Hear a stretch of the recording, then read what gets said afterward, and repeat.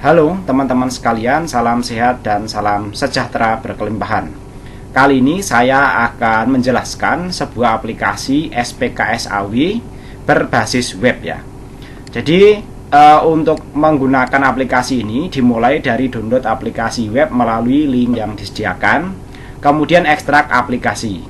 Nah, asumsinya sudah di-download aplikasinya, kemudian kita akan melakukan ekstraksi aplikasi ya. Jadi nanti hasil downloadnya kurang lebih seperti ini. Kemudian kita lakukan ekstraksi, kita ekstrak here misalnya. Dan teman-teman nanti bisa mengekstrak di tempat lain yang mungkin lebih disukai ya. Kita tunggu proses ekstraksinya ya. Kemudian setelah selesai, kita diminta untuk membuat dan menyesuaikan nama database. Sebagai catatan bahwa petunjuk ini menggunakan web server Laragon yang panduannya ada di link ini yang nanti saya sediakan di deskripsi video ya. Nah, asumsinya teman-teman sudah memiliki aplikasi Laragon ya, dan nanti tampilan awalnya kurang lebih seperti ini ya. Kita bisa klik start untuk memulainya ya, start all ya. Setelah kita klik start ya, dan kita sudah menyiapkan aplikasinya, maka langkah berikutnya kita diminta untuk membuat database baru. Karena ini merupakan demonstrasi, nanti kita akan membuat database baru bernama demo ya. Nah, ini untuk tampilan aplikasinya, sedangkan nanti untuk tampilan databasenya kurang lebih seperti ini. Kita klik database ya. Nah, kita menggunakan Laragon ya. Tampilan awalnya mungkin kurang lebih tidak seperti ini ya, tapi kalau belum ada ini ya, teman-teman sebenarnya bisa kita klik, bisa langsung kita klik buka karena bawaannya sudah nama penggunanya root dan pangkalannya sudah 3306. Kita langsung buka saja ya. Kemudian setelah itu kita diminta membuat database baru ya. Kita klik ke kanan di sini, kita buat baru database, atau kita klik berkas di sini ya. Kemudian di sini tidak ada pilihan membuat database baru ya, jadi tidak bisa ya. Oke, jadi pastikan teman-teman memilih koneksinya yang paling atas lah, kurang lebih di sini ya. Kemudian kita buat baru database ya. Karena ini demo ya, saya berikan nama databasenya adalah demo SPKSAW seperti itu ya. Kemudian bisa kita klik OK ya. Nah, kita cek hasilnya ya, bernama demo ya. Nah, di sini sudah terbentuk nama databasenya. Bisa kita seleksi atau kita pilih ya. Selanjutnya adalah menyesuaikan aplikasinya ya. Aplikasinya ya, kita masuk ke folder aplikasinya, kita masuk folder application ini ya. Kita double klik ya. Salah ya. Kemudian kita masuk config ya. Setelah masuk config ya, ini kita edit ya, menggunakan Notepad++ atau editor kode yang lainnya. Kali ini saya demonstrasikan menggunakan Notepad++ ya. Saya klik ya. Kemudian kita cari baris yang bernama database ini. Nah, pada baris database sebelumnya bernama skripsi SPKSAW ya. Kali ini kita rubah menjadi demo ya, SPKSAW ya. Kemudian jangan lupa save ya. Jadi kalau belum save tadi di sini warnanya merah. Setelah di save ya nanti warnanya tidak merah lagi ya. Setelah ini selesai ya, kita bisa klik close ya. Kemudian langkah berikutnya tadi kita tutup saja ya. Karena kita akan masuk ke langkah yang lainnya, yaitu pembuatan struktur tabel ya. Untuk membuat struktur tabel kita kembali ke folder ini ya, folder aplikasi, kemudian kita masuk ke folder DB, kemudian kita masuk ke folder SPKSAW ini ya. Kita buka ya dengan menggunakan Notepad++ lagi ya. Dan ini nanti struktur tabelnya bisa kita Ctrl A, Ctrl C ya. Kemudian kita masuk ke database kita. Kita pastikan kita seleksi nama databasenya, kemudian kita klik permintaan di sini ya. Kalau sudah ada isinya sebelumnya bisa dihapus dulu ya. Kemudian kita paste yang baru. Setelah kita paste yang baru, struktur tabelnya beserta contoh datanya, kita bisa klik eksekusi di sini ya. Nah, eksekusi di sini ya. Oke, setelah berhasil ya, maka semestinya di sini akan terbentuk struktur tabel. Jadi kalau belum tampil, otomatis ya kita coba segarkan ya. Setelah kita coba segarkan, di sini kita klik, di sini sudah tampil struktur tabelnya ya. Di sana ada akun, kontak dan lain sebagainya ya. Kemudian langkah berikutnya ya, yaitu meletakkan aplikasi ini di dalam folder www Laragon. Nah, folder www Laragon sendiri bisa dikunjungi dengan cara mengklik tombol root di sini, atau teman-teman bisa mengunjunginya secara manual. Kali ini saya demonstrasikan dari sini ya. Kita klik tombol root dan kita langsung akan diarahkan ke folder www.laragon. Karena ini demonstrasi, kita akan meletakkannya di dalam folder demo ini ya. Jadi nanti file tadi yang kita ekstrak tadi ya di sini ya. Pastikan ini sudah ketutup semuanya ya, tidak kita pakai ya. Kemudian berikutnya kita kembali ke folder ini, kita copy atau kita cut boleh. Kali ini saya copy ya. Kemudian kita kembali ke folder demo di www tadi ya. Kemudian kita paste di sini. Oke, kita tunggu proses pastenya ya. Nah, kemudian setelah selesai, kita bisa menjalankan aplikasinya, jalankan programnya ya.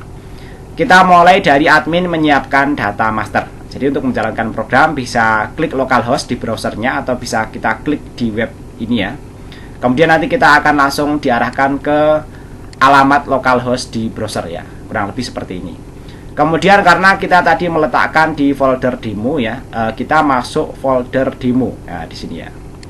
Kemudian kita klik nama aplikasinya ya, sehingga nanti akan tampil halaman seperti ini. Kemudian kita bisa melihat di sini, kalau melihat website SMKN 1 Bawen bisa dilihat di sini ya. Kemudian Instagramnya juga bisa dilihat. Kalau ada internetnya nanti ini bisa dikunjungi. Tapi karena demonstrasi ini kebetulan tidak terkoneksi dengan internet ya, kita langsung masuk ke sistem saja ya. Kemudian kali ini ya, untuk user admin bawaannya adalah Priyadi ya, Priyadi admin ini ya. Dan password bawaannya adalah 1234 ya. Kemudian bisa kita klik sign in. Nah, setelah kita klik sign in ya, maka langkah pertama dalam bekerja menggunakan aplikasi ini adalah menyiapkan data master ya.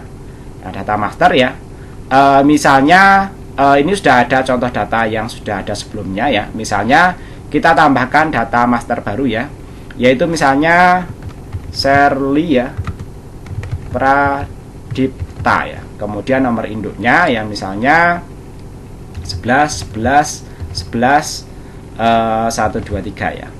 Kemudian jenis kelaminnya misalnya perempuan, tanggal lahirnya misalnya tahun 2000 lah ya, 2000 bulan September ya, misalnya tanggal 6 ya. Kemudian jurusannya misalnya adalah jasa buka dan kelasnya misalnya adalah kelas 11 ya.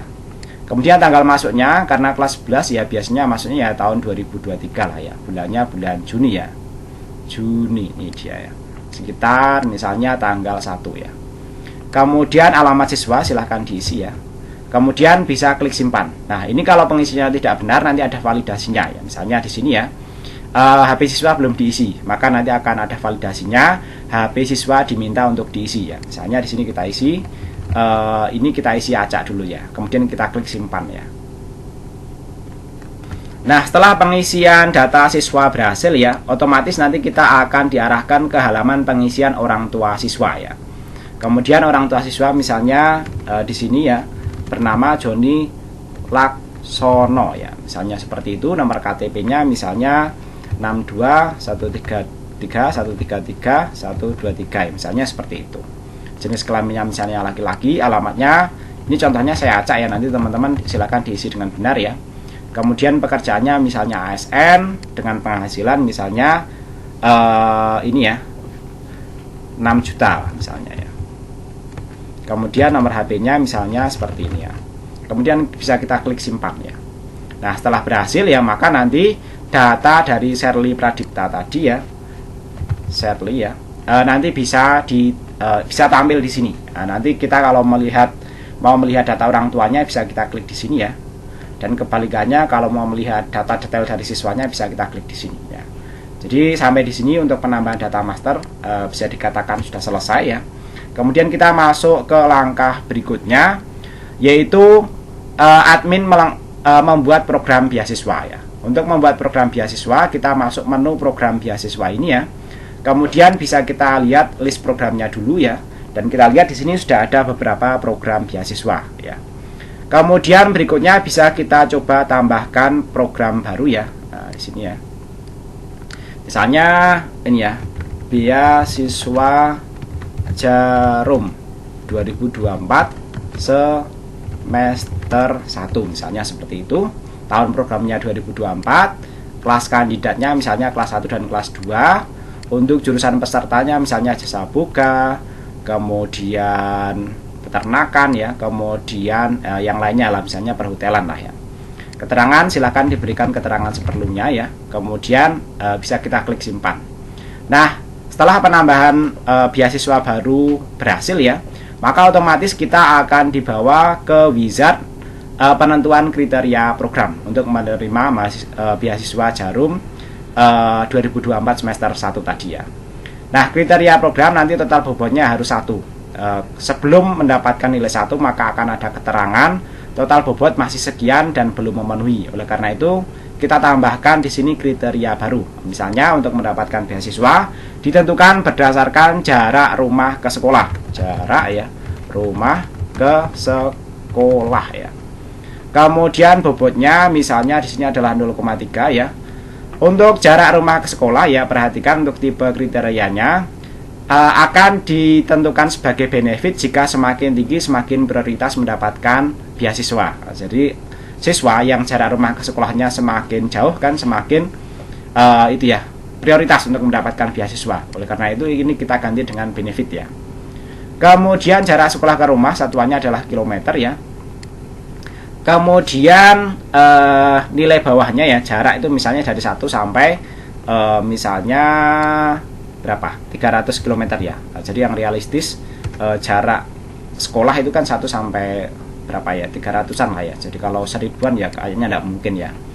Kemudian nilai kris ini ya nanti akan membagi jarak ini ke dalam batas-batas nilai tertentu yang nanti bisa dipilih nilainya oleh siswa ya.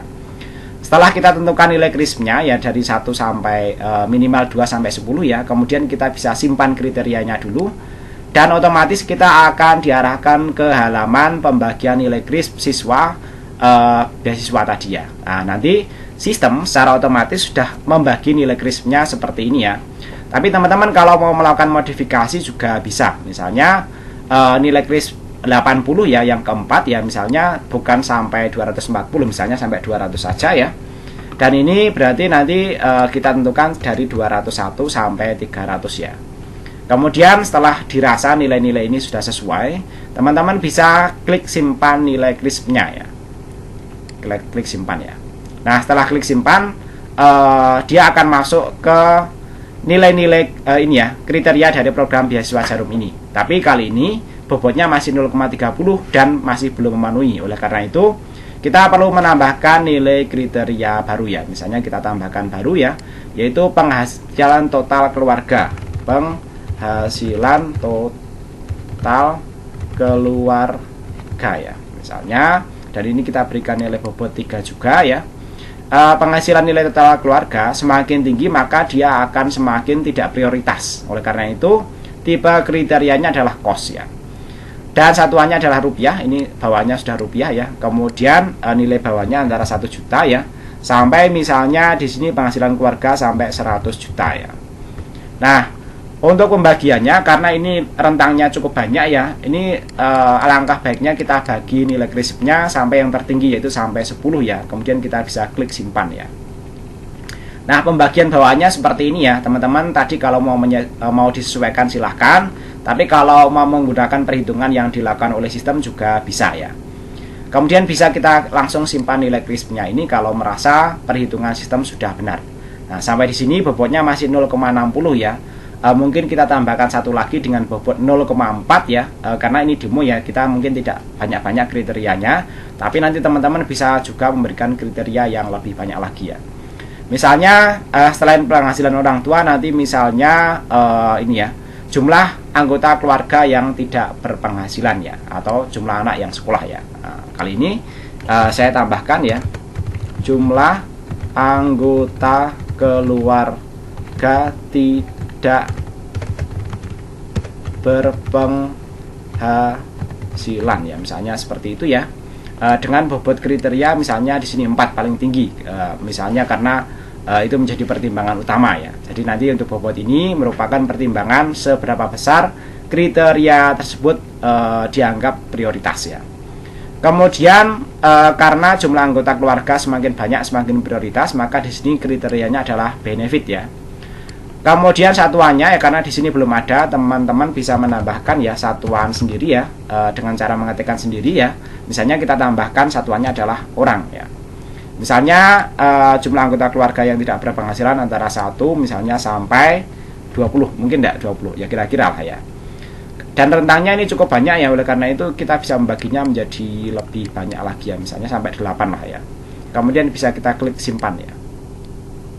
Nah, di sini sudah dibagi sedemikian ya, sampai 8 ya.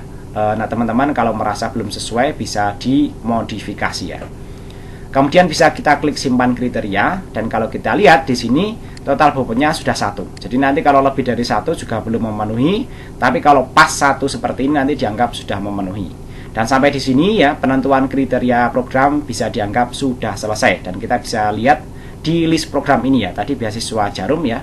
Ini sudah sudah masuk ke sini ya. Bawaannya ketika kita menambahkan program baru ya, untuk penentuan buka tutup ini belum bisa dilakukan, dan ini harus disetujui dulu oleh kepala sekolah ya. Maka dari tahapan pembuatan tadi kita harus mengajukan dulu ke kepala sekolah, kita klik pengajuan, dan ini sudah berubah pengajuan. Otomatis ketika kita klik pengajuan pertama kali, maka ini otomatisnya adalah disembunyikan dan belum bisa membuka programnya. Oleh karena itu kita demonstrasikan dari sisi pengguna kepala sekolah ya. Kita masuk ke localhost di browser ya. Kemudian kita tadi masuk ke demo ya.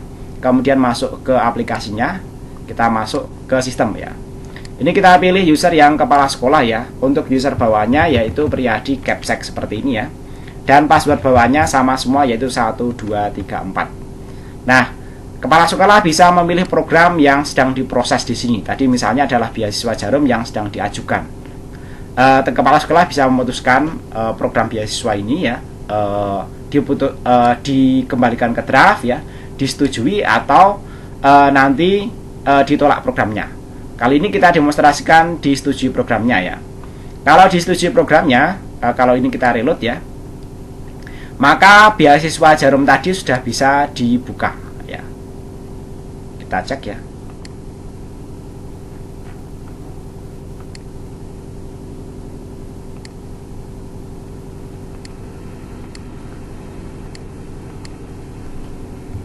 Saya ulang ya. Jadi pastikan untuk ketika mengklik ini nanti benar-benar sudah diklik ya, tidak lepas seperti ini ya.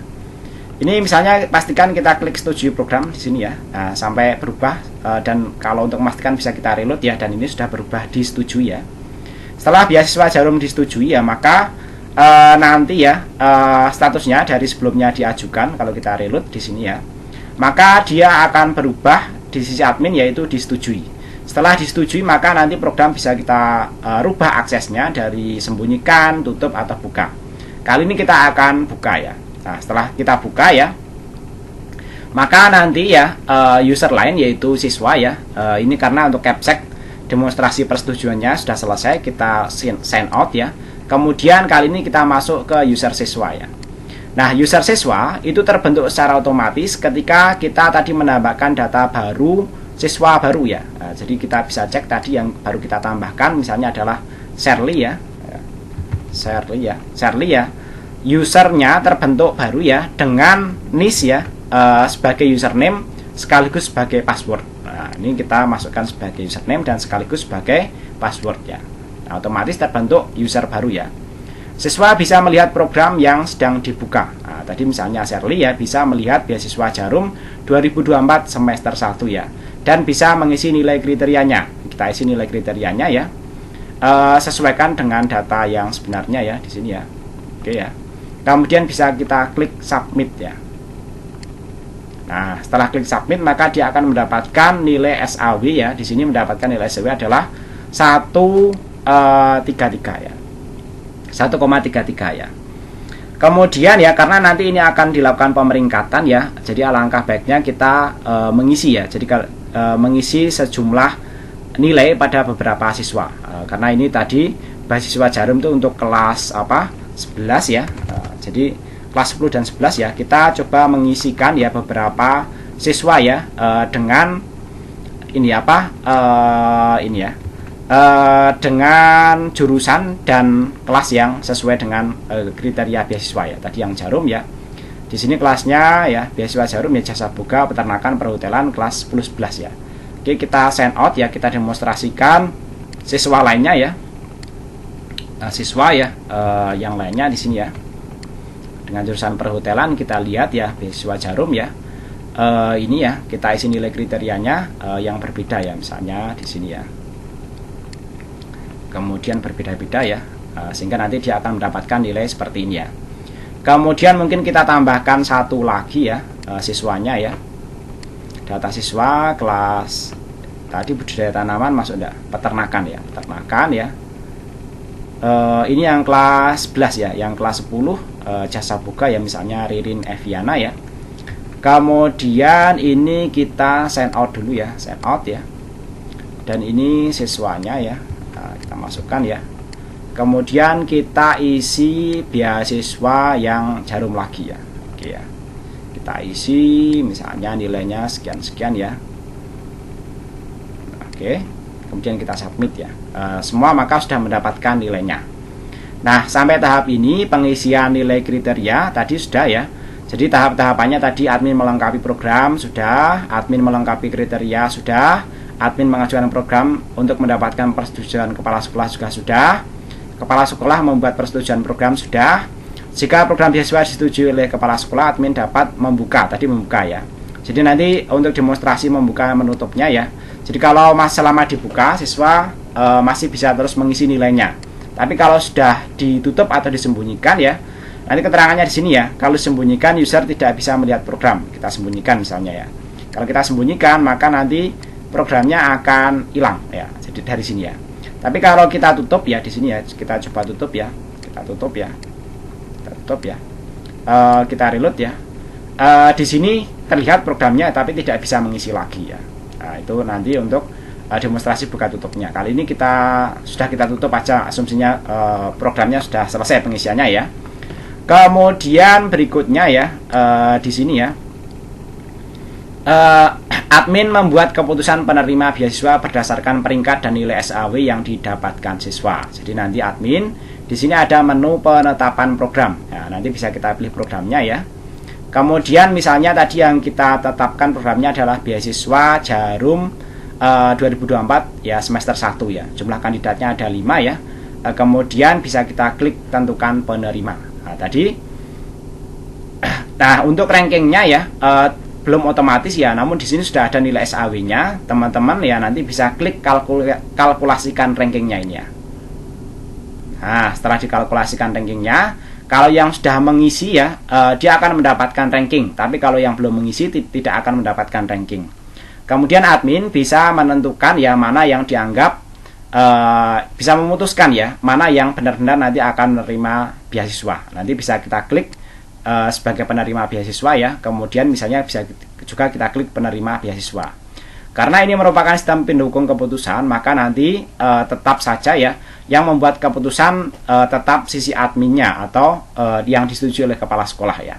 Jadi nanti bisa saja ini ranking 1 tidak mendapatkan itu ya, beasiswa, tidak disetujui ya. Nanti kalau batalkan juga bisa ya, misalnya ini kita batalkan ya, yang kita jadikan sebagai penerima adalah yang ini ya. Nah, nanti ini sebagai penerima ya. Nah, setelah nanti ya, kalau yang belum mengisi tidak bisa diputuskan ya. Dan nanti detail perhitungannya nanti kurang lebih seperti ini ya. Nilai normalnya seperti ini, nilai kris yang didapatkan seperti ini ya, masing-masing siswanya ya.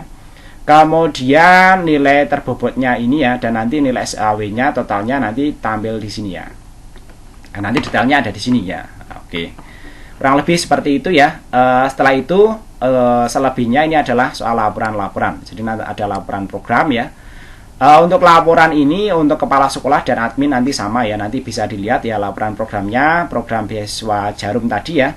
Ini sudah ada 5 kandidat ya, pengisinya ada 3 dan yang penerimanya sudah ditentukan tadi 2. Bisa kita lihat detailnya ya tadi nanti di sini ya. Nah, nanti bisa di print ke PDF atau yang lainnya. Ini nanti bisa kita klik print PDF ya untuk menghasilkan file PDF ya. Nanti hasilnya kurang lebih seperti ini ya.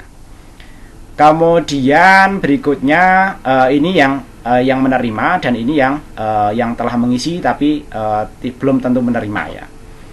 Kemudian berikutnya laporan bisa dilihat dari sisi program, juga bisa dilihat dari sisi peserta. Jadi nanti bisa dilihat ya peserta ini sudah menerima berapa program beasiswa. Kalau menerima banyak kan juga tidak bagus ya. Nanti kalau kita lihat di sini, Cinta Rahmawati menerima 2 program, Andi menerima 2 program yang ditetapkan, tapi dia sudah mengisi 2 dari 2. Kalau Ririn mengisi 3 tapi yang ditetapkan 1, dan yang lainnya nanti bisa dievaluasi di sini.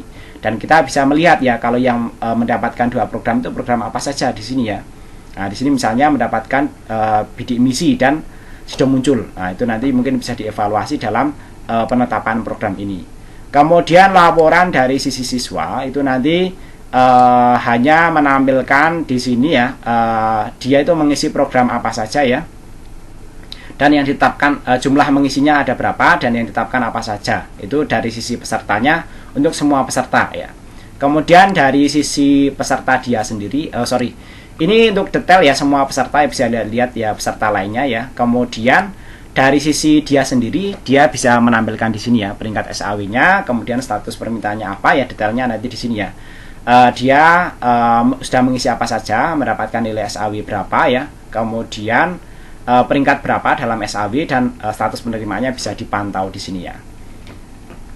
Baik, demikian panduan dari sistem pendukung keputusan yang menggunakan metode SAW ini. Mudah-mudahan dipahami dan bermanfaat.